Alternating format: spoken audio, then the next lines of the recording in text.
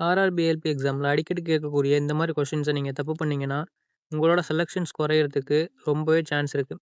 சரி வாங்க ஒரு சில கொஷின்ஸ் இன்னைக்கு பார்ப்போம். Steel rod alpha is equal to 12 × 10⁻⁶ per degree Celsius is heated from 20 degree Celsius to 120 degree Celsius. Calculate its percentage increase in length.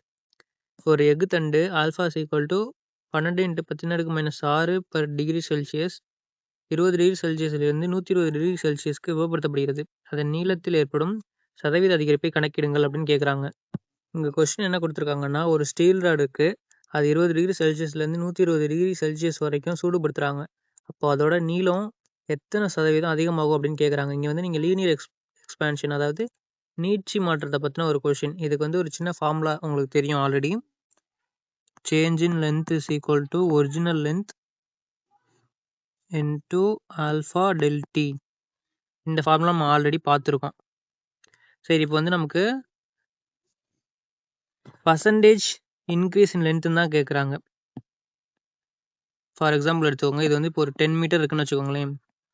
Next அது வந்து ஒரு 12 மீட்டராக இன்க்ரீஸ் ஆகிருக்குன்னா என்ன பண்ணுவீங்க? 12 ரெண்டுத்துக்கும் difference divided by original length into 100 போட்டிங்கன்னா அது எவ்வளோ சேஞ்சஸ் ஆகிருக்குன்னு நமக்கு தெரிஞ்சிடும். ஒரு 0 கேன்சல் பண்ணிங்கன்னா 20% இன்க்ரீஸ் ஆகிருக்கு அப்படின்னு சொல்லுவோம். பர்சன்டேஜ் கான்செப்ட் படி பார்த்தீங்கன்னா கரெக்டாக. அப்போது நமக்கு கொடுத்துருக்கிறது பார்த்தீங்கன்னா ஆல்ஃபா வேல்யூ கொடுத்துருக்காங்க. இந்த ஆல்ஃபா வேல்யூ இருக்குது. அப்புறம் டெம்பரேச்சர் வேல்யூ கொடுத்துருக்காங்க. டெம்பரேச்சர் வேல்யூ வந்து 20 டிகிரி செல்சியஸ்லேருந்து 120 டிகிரி செல்சியஸ் ஆகுதுன்னு சொல்லியிருக்காங்க. டெம்பரேச்சர் டிஃபரன்ஸ் தான் நமக்கு இங்கே ஃபார்முலாவில் இருக்குது. ஸோ டெம்பரேச்சர் டிஃபரன்ஸ் பார்த்தீங்கன்னா 120 - 20 பண்ணிங்கன்னா 100ன்னு எனக்கு டெம்பரேச்சர் டிஃபரன்ஸ் வேல்யூவும் தெரியும், ஆல்ஃபா வேல்யூவும் தெரியும். எனக்கு வந்து ஒரிஜினல் லென்த் வந்து எல் இதுதான் அந்த ஒரிஜினல் லென்த் அப்படின்றது. இங்கே இன்க்ரீஸ் ஆச்சு பார்த்தீங்களா, அதுதான் வந்து உங்களுக்கு இந்த சேஞ்ச் இன் லென்த். இங்கே சேஞ்ச் இன் டெம்பரேச்சர்னால் என்ன பண்ணோம்?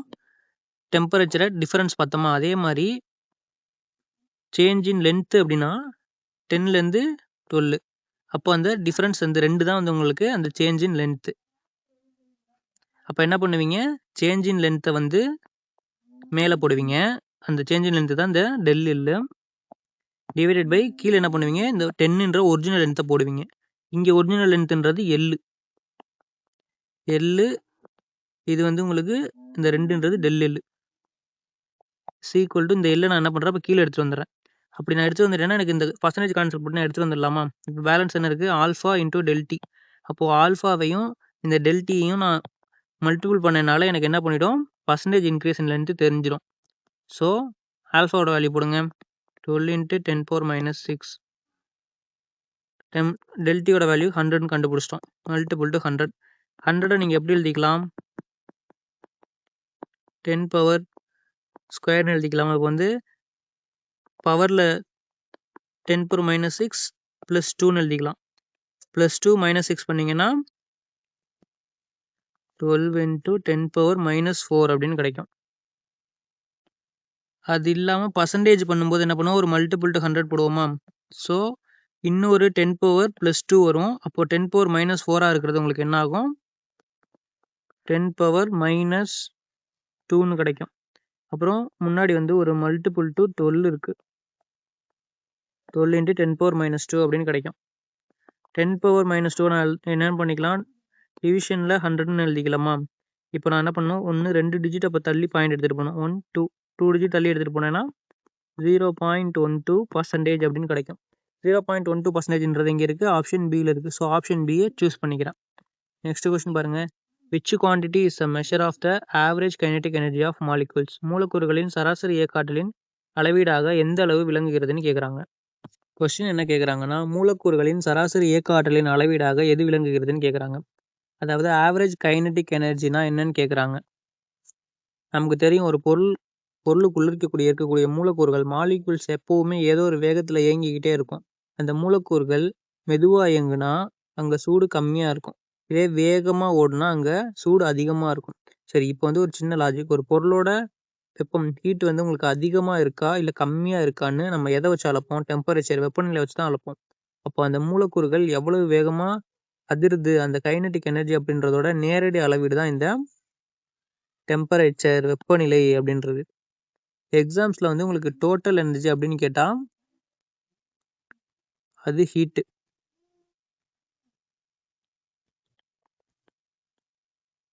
ஆனால் இங்கே கேட்டிருக்கிறது உங்களுக்கு ஆவரேஜ் கைனெட்டிக் எனர்ஜி, சராசரி இயக்க ஆற்றல். ஆவரேஜ் இல்லை மெஷர் அப்படின்னு வந்தால் உங்கள் மைண்டுக்கு வர வேண்டியது டெம்பரேச்சர் தான்.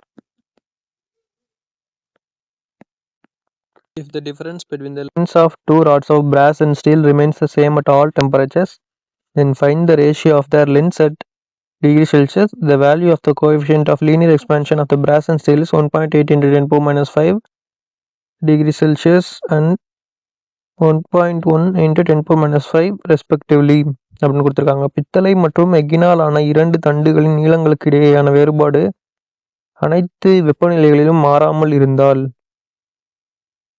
டிகிரி செல்சியஸில் அவற்றின் நீளங்களின் விகிதத்தை காண்க.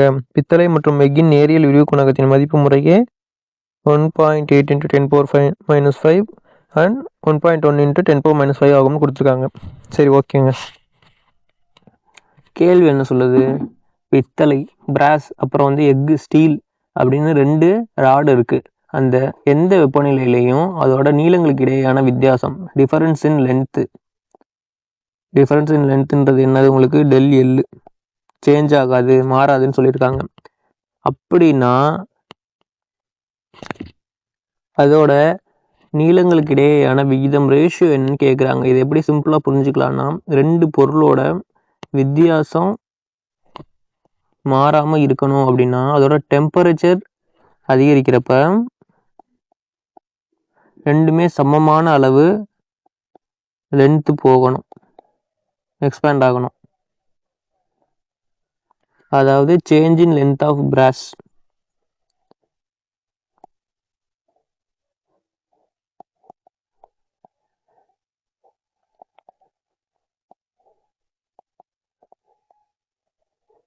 உங்களுக்கு சேஞ்ச் இன் லென்த் ஆஃப் ஸ்டீலுக்கு ஈக்குவலாக இருக்கணும்.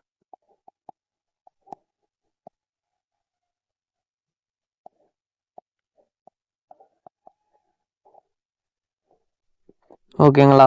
இப்போ நமக்கு என்ன தெரியும்? சேஞ்ச் இன் லென்த்துக்கு ஃபார்முலா தெரியும். சேஞ்ச் இன் லென்த்தோட ஃபார்முலா என்ன? Del L is equal to, இது டெல் எல் பி பிராஸுக்கு, இது டெல் எல் ஸ்டீலுக்கு, எஸ்ன்னு போட்டுக்கலாம். Change in length is equal to original length into alpha del T. இதுதான் ஃபார்முலா நமக்கு தெரியும். இப்போ இங்கே சேஞ்ச் இன் லென்த் ஆஃப் பிராஸ், அதனால எல்பின்னு போட்டுக்கலாம். LB alpha B del T is equal to, ரெண்டுமே ஈக்குவல்னு சொல்லிட்டாங்க. அதனால என்ன பண்ணுறேன், இங்கேயும் length of the steel, coefficient of linear expansion of the ஸ்டீலுக்கு ஆல்ஃபா எஸ்ன்னு போட்டுக்கலாம், டெல் டின்னு போட்டுக்கலாம். இப்போ நம்ம இங்கே டெல் டி என்ன சொல்லியிருக்காங்க? சேம் அட் ஆல் டெம்பரேச்சர்ஸ் அப்படின்னு சொல்லிட்டாங்க. அதனால நம்ம என்ன பண்ணிக்கலாம், டெல் டியை கேன்சல் பண்ணிக்கலாம். பேலன்ஸ் நமக்கு என்ன இருக்கு? Length and coefficient of linear expansion ரெண்டும் இருக்கு. இப்போ நமக்கு கேட்டிருக்குது அங்கே என்ன பார்த்தீங்கன்னா ரேஷியோ ஆஃப் லென்த் தான் கேட்டிருக்காங்க. அதனால நான் என்ன பண்ணிக்கிறேன், length of brass divided by இந்த லென்த் ஆஃப் ஸ்டீலை இந்த பக்கம் எடுத்துட்டு வரேன். எல்எஸ் இஸ் ஈக்குவல் டு, இந்த பக்கம் உங்களுக்கு ஆல்ஃபா எஸ், இந்த ஆல்ஃபா பி கீழே இங்கே எடுத்துருவாங்க. Alpha S divided by alpha B அப்படின்னு கிடைக்குமா? அப்போ இந்த இடத்துல நான் என்ன பண்ணிக்கலாம், ஆல்ஃபா எஸ்ஸுக்கு பதிலாக value of coefficient of linear expansion of brass and steel. First அப்போ வேல்யூ பிராஸோடது வரும், நெக்ஸ்ட் ஸ்டீலோடது வரும். ஃபர்ஸ்ட் நான் இங்கே என்னென்ன பண்ணணும், ஸ்டீலோடது தான் எழுதணும். ஸ்டீலோடது என்ன? இது பிராஸு, இது ஸ்டீலு. ஏன்னா உங்களுக்கு ஃபர்ஸ்ட் கொடுத்துருக்கிறது ஃபர்ஸ்ட் வரும், செகண்ட் கொடுத்துருக்கிறது செகண்ட் வரும். ஸ்டீல் தான் நான் எழுதணும் ஃபர்ஸ்ட். அப்போ ஸ்டீலோட வேல்யூ என்ன இருக்குது? 1.1 into 10 power minus 5. பிராஸோடது 1.8 into 10 power minus 5. இப்போ இந்த 10 power minus 5 மேலே போச்சுன்னா 10 power plus 5 ஆகுமா? இப்போ இந்த 10 power plus 5 minus 5 ரெண்டும் கேன்சல் ஆகிடுமா? பேலன்ஸ் உங்களுக்கு 1.1 இன்ட்டு டிவைடட் பை 1.8ன்னு இருக்கும். மேலே கீழே ரெண்டு சைடும் மல்டிபிள் டு 10 பண்ணிங்கன்னா 11/18 அப்படின்னு உங்களுக்கு கிடைக்கும். இப்போ 11/18 எங்கே இருக்குன்னு பார்க்குறேன், ஆப்ஷன் பியில் இருக்குது. ஸோ ஆப்ஷன் பியை சூஸ் பண்ணிக்கிறேன். நெக்ஸ்ட் கொஸ்டின் பாருங்கள். Which of the following is the correct statement, பின்வருவனவற்றில் எது சரியான கூற்றுன்னு கேட்குறாங்க. 4 ஆப்ஷன்ஸ் கொடுத்துருக்காங்க. இது எல்லாமே ஒரு பொருளோட அசுத்தங்கள், அதாவது இம்பியூரிட்டி சேர்றப்போ என்ன நடக்கும் அப்படின்றத பற்றினது. இப்போ கவனிங்க, ஒரு சுத்தமான தண்ணியில் நீங்கள் உப்பையோ இல்லை வேற எதையோ ஒரு அசுத்தங்களை சேர்த்தீங்கன்னா அங்கே 2 விஷயம் நடக்கும். ஒன்று வந்து பார்த்தீங்கன்னா பாயிலிங் பாயிண்ட், கொதிநிலை உங்களுக்கு இன்க்ரீஸ் ஆகும். ஏன்னா அங்கே அசுத்தங்கள் தண்ணியை சீக்கிரமாக ஆவியாகாமல் தடுக்கும். 2வது பார்த்தீங்கன்னா மெல்டிங் பாயிண்ட், உருகுநிலை கம்மியாகும். இதனால தான் பனிக்கட்டி சீக்கிரம் உருகாமல் இருக்கிறதுக்கு அதில் உப்பை தூவுவாங்க. இப்போ நம்ம ஆப்ஷன்ஸை செக் பண்ணுங்க. ஆப்ஷன் ஏ பார்த்தீங்கன்னா on adding salt to water the boiling point decreases அப்படின்னு சொல்கிறாங்க. தண்ணியில் நீங்கள் சால்ட்டை கலக்கும் போது பாயிலிங் பாயிண்ட்டு கம்மியாகும் அப்படின்னு சொல்கிறாங்க. பாயிலிங் பாயிண்ட் உங்களுக்கு கம்மியாகாது, கொதிநிலை உங்களுக்கு அதிகமாக தான் ஆகும். இன்னும் அதிகமாக நீங்கள் ஹீட் பண்ணாதான் அது கொதிக்க வைக்க முடியும். ஸோ இந்த ஆப்ஷன் நமக்கு தப்பு. The melting point increases when impurities are added to a substance. Melting point வந்து நீங்கள் இம்பியூரிட்டிஸ் ஆட் பண்ணும்போது அதிகரிக்கும் அப்படின்னு சொல்கிறாங்க. மெல்டிங் பாயிண்ட் கம்மியாகும், ஆனால் இங்கே அதிகரிக்கும்னு சொல்லியிருக்காங்க. அப்போ இதுவும் தப்பு. ரெண்டுமே தப்புனா போத் ஆஃப் திஸ் ஆப்ஷன் வராது, நன் ஆஃப் திஸ் ஆப்ஷன் அப்படின்ற ஆப்ஷன் தான் வரும். ஸோ ஆப்ஷன் டியை சூஸ் பண்ணிக்கலாம். நெக்ஸ்ட் கொஸ்டின் பாருங்க. What is the temperature capacity of nitrogen thermometer? Nitrogen வெப்பமானியின் வெப்பநிலை திறன் என்னன்னு கேட்குறாங்க. கொஸ்டின் என்னன்னு பார்த்தீங்கன்னா, நைட்ரஜன் தெர்மாமீட்டரோட வெப்பநிலை திறன், டெம்பரேச்சர் கெப்பாசிட்டி என்னன்னு கேட்குறாங்க. அதாவது இந்த தெர்மாமீட்டரை வச்சு எவ்வளவு கம்மியான சூட்டில் இருந்து எவ்வளவு அதிகமான சூடு வரைக்கும் அளக்க முடியும்னு கேட்குறாங்க. நமக்கு சாதாரணமாக வீட்டில் யூஸ் பண்ணக்கூடிய இந்த மெர்க்குரி தெர்மாமீட்டரை பற்றி தெரியும். ஆனால் ரொம்ப அதிகமான வெப்பநிலை அளக்கணும்னா நமக்கு கேஸ் தெர்மாமீட்டர் தான் யூஸ் பண்ணுவோம். அதுலேயும் குறிப்பாக இந்த நைட்ரஜன் கேஸ் யூஸ் பண்ணுறப்ப தான் அதோட ரேஞ்ச் ரொம்ப அதிகமாக இருக்கும். இப்போ கவனிங்க, நைட்ரஜன் கேஸ் தெர்மாமீட்டரோட லிமிட் பார்த்தீங்கன்னா கம்மியாக பார்த்தா -200 டிகிரி செல்சியஸ். இதே வந்து நீங்கள் அதிகமாக பார்த்தா 1500 டிகிரி செல்சியஸ் வரைக்கும் அளக்க முடியும். சரி, இப்போ ஆப்ஷன்ஸ் பார்த்தீங்கன்னா ஆப்ஷன் ஏ 200 to 500, இது ரொம்ப கம்மி, இது வராது. ஆப்ஷன் பி பார்த்தீங்கன்னா -200 to 500, இது ஹைட்ரஜன் தெர்மாமீட்டருக்கு வரும். ஆப்ஷன் சி பாருங்க, -200 degree Celsius to 1500 degree Celsius, இதுதான் நம்ம ஹைட்ரஜன் தெர்மாமீட்டரோட கரெக்டான ரேஞ்சு. ஸோ ஆப்ஷன் சியை சூஸ் பண்ணிக்கிறேன். நெக்ஸ்ட் கொஸ்டின் பாருங்க. A thermodynamic system which does not exchange matter with its surroundings but does not exchange energy is called dash. தன் சுற்றுப்புறத்துடன் பொருளை பரிமாறிக்கொள்ளாத ஆனால் ஆற்றலையும் பரிமாறிக்கொள்ளாத ஒரு வெப்ப இயக்கவியல் அமைப்பு டேஷ் என்று அழைக்கப்படுகிறதுன்னு கேட்குறாங்க. இங்கே என்ன கேட்குறாங்க, ஒரு சிஸ்டம் தன்னோட சுற்றுச்சூழலோட சரௌண்டிங்ஸோட பொருளையும் மேட்டரை பரிமாறிக்காது, ஆற்றல் எனர்ஜியும் பரிமாறிக்காது, அப்படின்னா அது என்ன சிஸ்டம் அப்படின்னு கேட்குறாங்க. இதை ஈஸியாக ஞாபகம் வச்சுக்க 3 விஷயம்தான். ஒன்று ஓப்பன் சிஸ்டம். இந்த ஓப்பன் சிஸ்டம் அப்படின்னு எடுத்துக்கிட்டிங்கன்னா வந்து ஒரு டீ கப் எடுத்துக்கோங்க.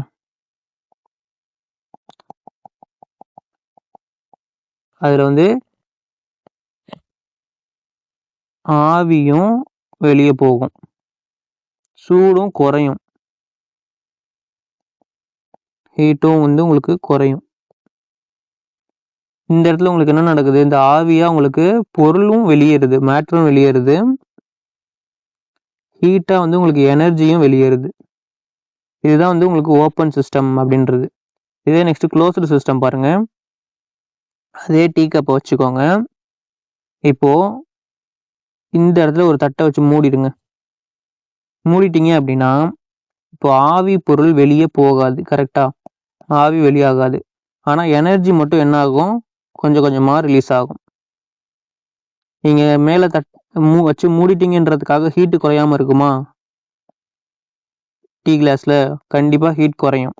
இப்போது உங்களுக்கு என்ன ஆகலை, மேட்டர் எதுவும் வெளியில் போகலை, ஆனால் ஹீட்டு எனர்ஜின்றது உங்களுக்கு வெளியில் போயிடுச்சு. இது வந்து உங்களுக்கு க்ளோஸ்டு சிஸ்டம். ஸோ நோட் பண்ணி வச்சுக்கோங்க. ஓப்பன் சிஸ்டத்தில் உங்களுக்கு மேட்ரும் போயிடும்,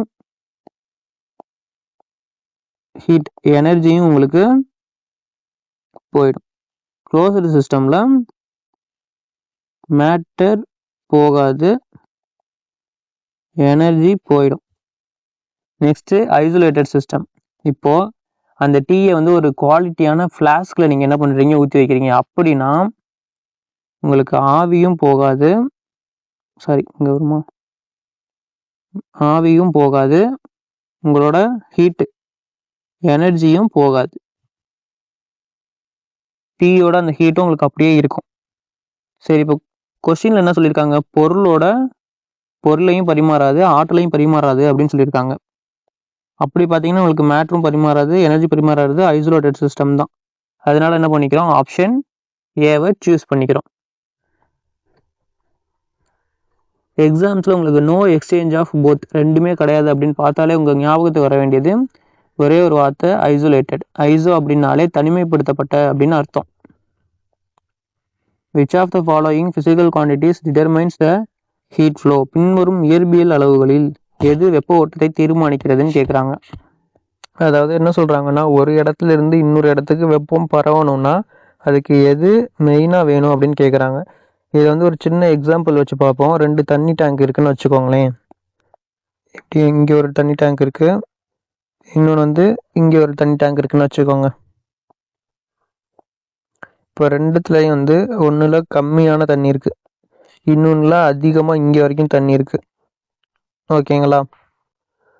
இங்கே வந்து இப்போ உங்களுக்கு மாஸ் அதிகமாக இருக்கும், இங்கே மாசு கம்மியாக இருக்கும். அந்த 2 டேங்க்ஸில் இருந்தும் தண்ணி ஒன்றுக்கு ஒன்று பாயணும்னா அங்கே என்ன இருக்கணும், தண்ணியோட லெவல் இந்த மட்டத்தில் வித்தியாசம் இருக்கணும். ஒன்று அதிகமாக இருக்கணும், ஒன்று கம்மியாக இருக்கணும். அப்படி இருந்தால் மட்டும்தான் உங்களுக்கு என்ன ஆகும், தண்ணி பாயும். அப்படி இல்லைன்னா ரெண்டுமே மட்டம் சமமாக இருக்குது அப்படின்னா என்ன பண்ணாது, இங்கேருந்து இந்த இடத்துக்கு ஃப்ளோ என்ன பண்ணாது, இருக்காது. கரெக்டாக? அதே மாதிரி தான் ஹீட்டும் வெப்பமும். ஒரு பொருள் எவ்வளவு தான் அதிக வெப்பம் ஹீட் எனர்ஜி இருந்தாலும் அதோட குறைவான வெப்பநிலை டெம்பரேச்சர் இருக்கக்கூடிய இன்னொரு பொருளை பக்கத்தில் இருந்தால் தான் மட்டும்தான் வெப்பம் பாயும். ஒரு பொருள் 100 டிகிரி செல்சியஸில் இருக்குது, இன்னொன்று 20 டிகிரி செல்சியஸில் இருக்குன்னா இங்கே வெப்பம் பாயும். ரெண்டுமே 100 டிகிரி செல்சியஸில் தான் இருக்குன்னா அங்கே எவ்வளவு மாசு இருந்தாலும் வெப்பம் பாயாது. ஸோ வெப்பம் எந்த பக்கமாக பாயும் அப்படின்றத முடிவு பண்ணுற ஒரே ஆள் இந்த டெம்பரேச்சர் தான். Only temperature. ஆப்ஷன் பியை சூஸ் பண்ணிக்கிறேன்.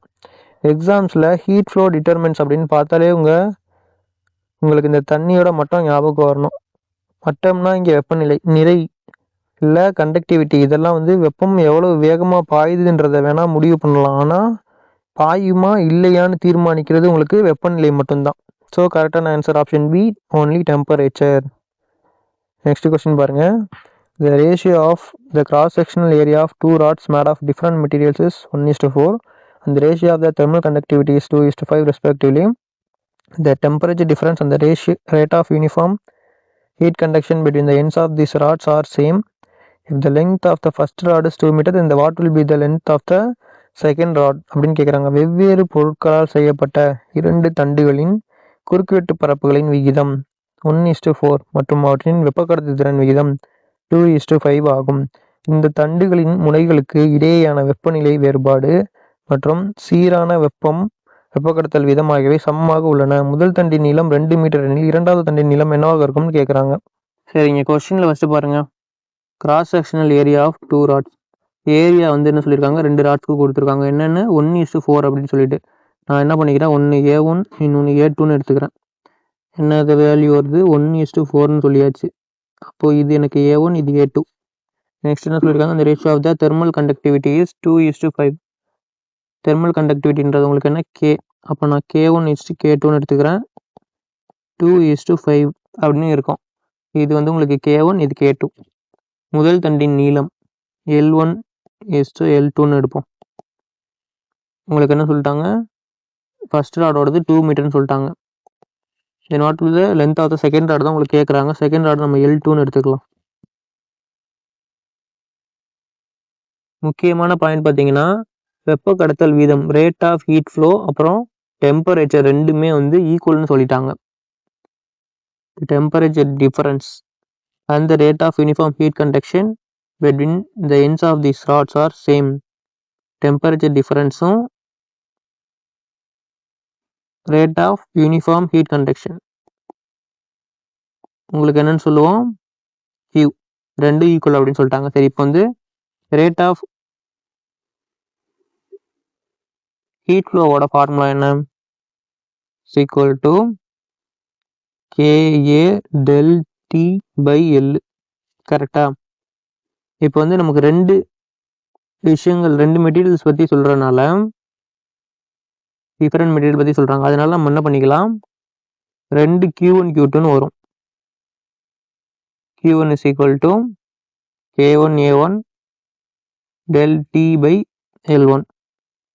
Q2 is equal to K2A2 del T by L2 அப்படின்னு எனக்கு ரெண்டு இது இருக்கும் ஹீட் ஃப்ளோ.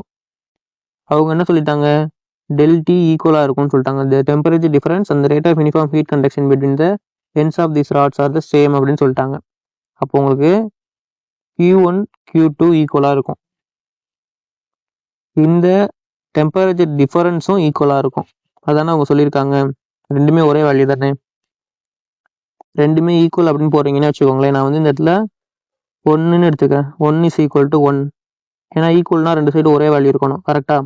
அப்போ நான் இந்த இடத்துலையும் வந்து 1 equal to 1 அப்படின்னு எடுக்கிறேன்னா 1 1 இந்த வேல்யூவோட வேல்யூ பண்ணாலும் 1 வரப்போகுது, இது வேல்யூ பண்ணாலும் 1 வரப்போகுது. அதனால இதுவும் இதுவும் இதுவும் ஈக்குவலாக இருக்கும். ஸோ என்ன பண்ணிக்கிறேன், இது ரெண்டுத்தையும் எழுதிக்கிறேன். K1 A1 del T divided by L1. del Tக்கு பதிலாக நான் 1ன்னு தான் இங்கே எடுத்திருக்கேன், அதனால 1ன்னே போட்டுக்கிறேன். is equal to K2 A2 del Tக்கு பதிலாக 1 போட்டிருக்கோம், divided by L2. இப்போ நமக்கு தெரிஞ்ச வேல்யூலாம் சப்ஸ்டியூட் பண்ணுங்க. K1ஓட வேல்யூ என்ன, 2. A1ஓட வேல்யூ என்ன, 1 டிவைடட் பை 1 into 1, இந்த இதுக்கு வரக்கூடிய 1. L1ஓட வேல்யூ 2 இஸ் ஈக்குவல் டு K2ஓட வேல்யூ பாருங்க 5, A2ஓட வேல்யூ பார்த்தீங்கன்னா 4 into 1 டிவைடட் பை L2ஓட வேல்யூ தெரியாது. இப்போ நான் என்ன பண்ணிக்கிறேன், இந்த L2வை இந்த பக்கம் எடுத்து வரேன். இந்த ரெண்டையும் கேன்சல் பண்ணிட்டேன்னா இந்த பக்கம் 1 into 1 1, இந்த L2 மட்டும்தான் இருக்கும். L2 is equal to, இப்போது ரைட் சைடு மட்டும் பார்க்குறேன், 5 into 4 20. அப்போ L2ஓட லென்த்து 20 மீட்டர் அப்படின்னு கண்டுபிடிச்சாச்சு. 20 மீட்டர்னு உங்களுக்கு எங்கே இருக்குது, ஆப்ஷன் சியில் இருக்குது. நெக்ஸ்ட் கொஸ்டின் பாருங்க, in which of the following process temperature, pressure and volume all 3 are variables? பின்வரும் எந்த செயல்முறையில் வெப்பநிலை, அழுத்தம் மற்றும் கன அளவு ஆகிய மூன்றும் மாறிகளாக உள்ளனன்னு கேட்குறாங்க. அதாவது இந்த மூணில் வெப்பநிலை, அழுத்தம், கன அளவு எதுவுமே கான்ஸ்டண்ட்டாக இருக்கக்கூடாது, எல்லாமே வேரியபிளாக இருக்கணும். ஒவ்வொரு ஆப்ஷனாக செக் பண்ணுவோம். ஐசோபாரிக் சம அழுத்த முறை, இதில் வந்து பாரிக் அப்படின்னா அழுத்தம். இப்போ வந்து உங்களுக்கு அழுத்தம் ப்ரெஷர் மாறாமல் இருக்கும் அப்படின்னா அது உங்களுக்கு ஐசோபாரிக்காக இருக்கும். ஸோ ஐசோபாரிக்ன்றது நமக்கு ஆன்சர் கிடையாது. ஐசோகாரிக் ப்ராசஸ் பார்த்தீங்கன்னா சம கன அளவு முறை. இதில் வந்து காரிக் அப்படின்னா கன அளவு. இப்போ வந்து இங்கே கன அளவு வால்யூம் மாறாமல் இருக்கும். ஸோ இதுவும் நம்மளோட ஆன்சர் கிடையாது, ஏன்னா நமக்கு எல்லாமே வந்து மாறணும். ஐசோ தெர்மல், இது வந்து உங்களுக்கு ஆப்ஷனில் இல்லை, பட் ஆனால் இதை பற்றியும் தெரிஞ்சுக்கோங்க. ஐசோ தெர்மல் அப்படின்னா உங்களுக்கு சம வெப்ப முறை, இதில் வெப்பநிலை மாறாது, கான்ஸ்டன்ட் டெம்பரேச்சர் இருக்கும்.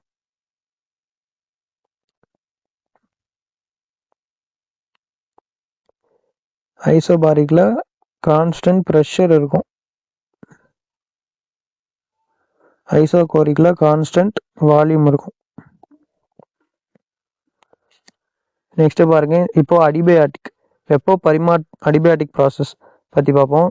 இதில் வந்து உங்களுக்கு வெப்பம் ஹீட்டு உள்ளேயும் வராது, வெளியேயும் போகாது. ஆனால் இந்த ப்ராசஸ் நடக்கிறப்ப வெப்பநிலை டெம்பரேச்சர் மாறும், ப்ரெஷர் அழுத்தம் மாறும், கன அளவு வால்யூம் மாறும். சரி, இப்போ பாருங்கள், ஆப்ஷன் சியில் என்ன இருக்குது, அடிபயாட்டிக் ப்ராசஸ் இருக்குது. அதனால் என்ன பண்ணிக்கலாம், ஆப்ஷன் சியை சூஸ் பண்ணிக்கலாம். நெக்ஸ்ட் கொஸ்டின் பாருங்கள், a black body has maximum wavelength lambda m at 2000 Kelvin. What will be its corresponding wavelength at 3000 Kelvin? ஒரு கருப்பு பொருள் 2000 கெல்வின் வெப்பநிலையில் அதன் பெரும் அலைநீளம் லாம்டா எம் ஆகும். 3000 கெல்வின் வெப்பநிலையில் அதற்கேற்ற அலைநீளம் என்னவாக இருக்கும்னு கேட்குறாங்க. கொஸ்டினில் என்ன சொல்கிறாங்க, ஒரு கருப்பு பொருள் பிளாக் பாடி 2000 கெல்வின் வெப்பநிலையில் இருக்கும்போது அதோட பெரும் அலைநீளம் மேக்ஸிமம் வேவ்லென்த் வந்து λm. இப்போ அதே பொருளை 3000 கெல்வின் வெப்பநிலைக்கு போனால் அதோட அலைநீளம் என்னவா மாறும் அப்படின்னு கேட்குறாங்க. இதுக்கு வந்து நம்ம யூஸ் பண்ண வேண்டிய முக்கியமான லா பார்த்தீங்கன்னா வெயின்ஸ் டிஸ்பிளேஸ்மெண்ட் லா. நோட் பண்ணிக்கோங்க.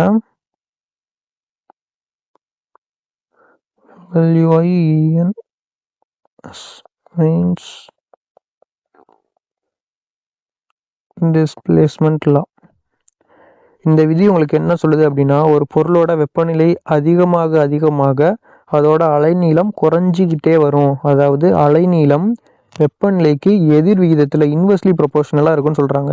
அலைநீளம்ன்றது λm, இன்வெர்ஸ்லி ப்ரொபோர்ஷனல்ன்றனால 1/டெம்பரேச்சர்னு போட்டுக்கிறோம். இப்போ வந்து 2 λm 2000 கெல்வின், இன்னொன்று வந்து 3000 கெல்வின், 2 தடவை வந்துட்டு டெம்பரேச்சர் பற்றி பேசியிருக்கனால அலைநீளமும் உங்களுக்கு 3000 என்ன வரும்னு 2 தடவை கேட்டிருக்கனால என்ன பண்ணிக்கலாம், ஒன்று λm ப்ரொபோர்ஷனல் டு 1/T1ன்னு வச்சுக்கிறேன். இன்னொன்று வந்து λ2 ஈக்குவல் டு ஆர் ப்ரொபோர்ஷனல் 1/T2ன்னு எடுத்துக்கிறேன். இப்போ நான் என்ன பண்ணிக்கலாம், இந்த T1 இந்த பக்கம் எடுத்துகிட்டு வரலாமா? இதில் λm into T1 proportional to 1. இந்த சைடும் அதே மாதிரி T2 எடுத்துகிட்டு வந்துட்டேன்னா λ2 T2 ப்ரொபோர்ஷனல் டு 1. அப்போது இந்த 2 சைடுமே எனக்கு 1ன்னு இருக்கனால நான் என்ன பண்ணிக்கிறேன், இதையும் ஈக்குவல்னு எடுத்துக்கிறேன். அப்படி எடுத்துட்டேன்னா எனக்கு என்ன ஆகும், λm T1 is equal to λ2 T2ன்னு கிடைக்குமா? நமக்கு தெரியும் T1ன்றது உங்களுக்கு 2000 கெல்வின் தெரியும். அப்போ நான் வந்து இந்த λm into T1 2000 is equal to λ2 தான் உங்களுக்கு ரெண்டாவது கரஸ்பாண்டிங் வேவ்லென்த் சொல்லிட்டாங்க. T2ன்றது உங்களுக்கு 3000 கெல்வின். 3000 போட்டுக்கிட்டேன். இப்போ என்ன பண்ணிக்கணும், எனக்கு λ2 தான் வேணுமா? அப்போ நான் λ2 இந்த பக்கமே வச்சுக்கிட்டு இந்த 3000 இந்த பக்கம் எடுத்துகிட்டு போகிறேன். அப்படி எடுத்துகிட்டு போனேன்னா எனக்கு என்ன கிடைக்கும், λ2 is equal to λm 2000 divided by இந்த 3000 கிடைக்கும். இந்த 30க்கு 30 கேன்சல் பண்ணிக்கலாம். 2/3 பண்ணிங்கன்னா உங்களுக்கு என்ன வரும், 0.66ன்னு போயிட்டுருக்கோம். அதை நான் 2 டிஜிட்டோட ஸ்டாப் பண்ணிக்கிறேன். பேலன்ஸ் இந்த λm எழுதிக்கிறேன். அப்போ λ2 இஸ் ஈக்குவல் டு 0.66 λm அப்படின்னு எங்கே இருக்குன்னு பார்க்குறேன், ஆப்ஷன் பியில் இருக்குது. அதனால் என்ன பண்ணுறேன், ஆப்ஷன் பியை சூஸ் பண்ணிக்கிறேன். உங்களுக்கு இந்த வீடியோ பிடிச்சிருந்துச்சுன்னா லைக் பண்ணிக்கோங்க. அப்படியே நம்ம பேரரசன் அகாடமிக்கு சப்ஸ்கிரைப் பண்ணிட்டு பக்கத்தில் இருக்க பெல் மேலே கிளிக் பண்ணி ஆல் செலக்ட் பண்ணிக்கோங்க. Thank you friends. நெக்ஸ்ட் வீடியோவில் பார்க்கலாம்.